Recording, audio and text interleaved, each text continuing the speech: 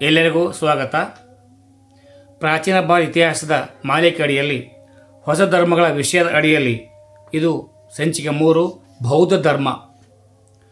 ಬೌದ್ಧ ಧರ್ಮ ಸ್ಥಾಪಕ ಗೌತಮ ಬುದ್ಧ. ಕ್ರಿಸ್ತಪೂರ್ವ 583 ಲುಂಬಿನಿ ಅಂದರೆ ಕಪಿಲವಸ್ತು ಇಂದು ನೇಪಾಳ. ಜನಿಸಿದ ಮೊದಲ ಹೆಸರು ಸಿದ್ಧಾರ್ಥ. ತಾಯಿ ಮಾಯಾದೇವಿ, ತಂದೆ ಶುದ್ಧೋಧನ ಶಾಕ್ಯ ಕುಲದ ಮುಖಂಡನಾಗಿದ್ದು ಕ್ಷತ್ರಿಯ ವಂಶದವರಾಗಿದ್ದರು.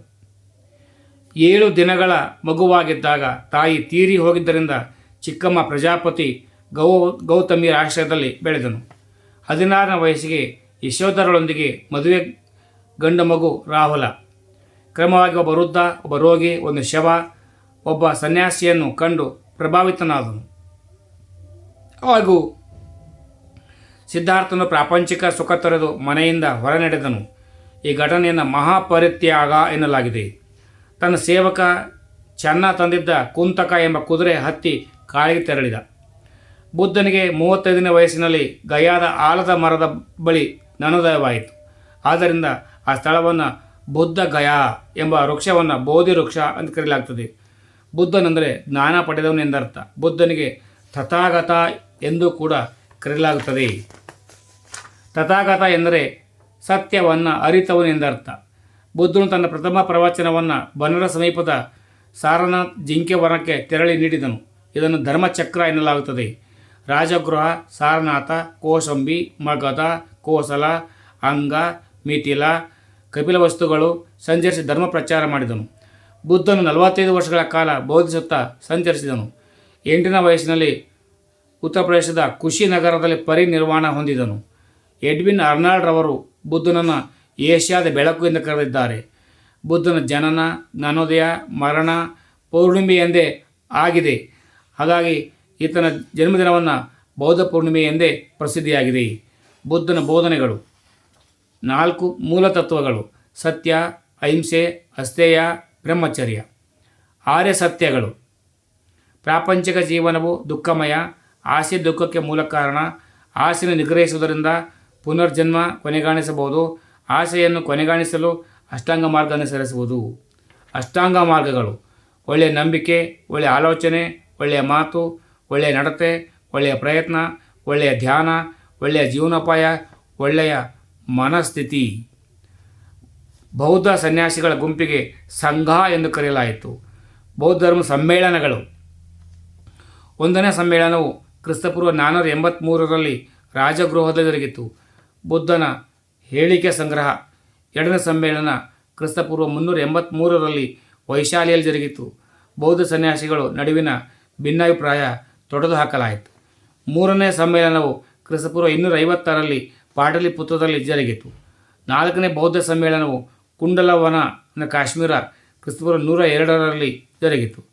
ಹೀನಯಾನ ಅಂದರೆ ಮೂರ್ತಿ ಪೂಜೆ ಮಾಡದವರು, ಮಹಾಯಾನ ಮೂರ್ತಿ ಪೂಜೆ ಮಾಡುವವರು ಬುದ್ಧನ 2 ಪಂಗಡಗಳಾಗಿ ಒಡೆದು ಹೋಯಿತು. ಸಾಹಿತ್ಯಿಕ ತ್ರಿಪಿಟಕಗಳು: ತ್ರಿರತ್ನ, ವಿನಯ ಪಿಟಕ, ಸುತ್ತ ಪಿಟಕ, ಅಭಿಧಮ್ಮ ಪಿಟಕ. ಬೌದ್ಧ ಭಿಕ್ಷುಗಳು ಪಾಲಿಸಬೇಕಾದ ಶಿಸ್ತು ನಿಯಮಗಳು ಯಾವುವು ಅಂದರೆ ಇದರಲ್ಲೆಲ್ಲ ಬುದ್ಧನ ಬೋಧನೆಗಳು ಅಡಿಕೊಂಡಿವೆ. ಬುದ್ಧನ ಪೂರ್ವಜನ್ಮ ತಿಳಿಸುವ 548 ಜಾತಕ ಕಥೆಗಳಿವೆ. ಇದು ದರ್ಶನ ಜ್ಞಾನ ಹೊಂದಿದೆ. ಬೌದ್ಧ ತತ್ವಜ್ಞಾನ ಇಲ್ಲಿದೆ.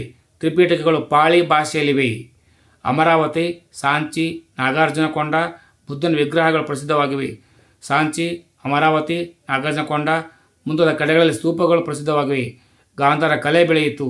Sri Lanka, Burma, China, Japan, Thailand ಮುಂತಾದ ದೇಶಗಳಲ್ಲಿ ಬೌದ್ಧ ಧರ್ಮವನ್ನು ಇಂದಿಗೂ ಅನುಸರಿಸಲಾಗುತ್ತದೆ.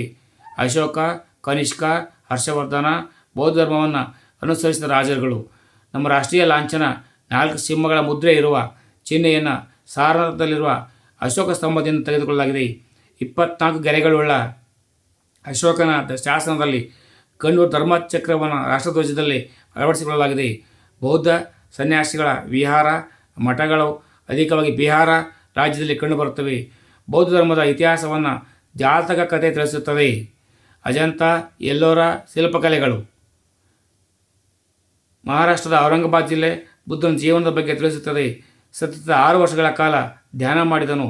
ಆನಂದ, ಸಂಪುತ್ರ ಮೌದ್ಗಲ್ಯ ಬುದ್ಧನ ಪ್ರಮುಖ ಶಿಷ್ಯರು.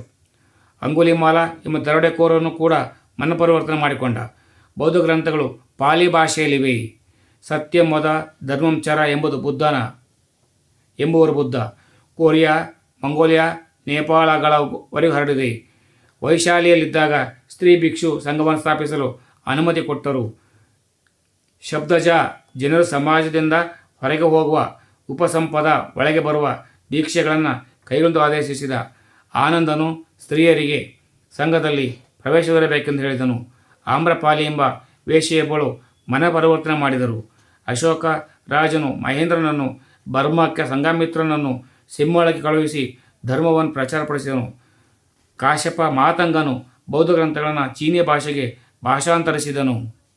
ಹೀನಯಾನ ಪಂಥದವರು ಕಲ್ಮ, ಆನೆ, ಧರ್ಮಚಕ್ರಗಳು ಮುಂತಾದ ಲಾಂಛನಗಳ ಮೂಲಕ ಮಾತ್ರವೇ ಆರಾಧಿಸುತ್ತಿದ್ದರು. ರಥ ಚಾಲಕ ಚೆನ್ನ, ಕುದುರೆ ಹೆಸರು ಕಂತಕ. ಇಬ್ಬರು ಬ್ರಾಹ್ಮಣ ಗುರುಗಳು.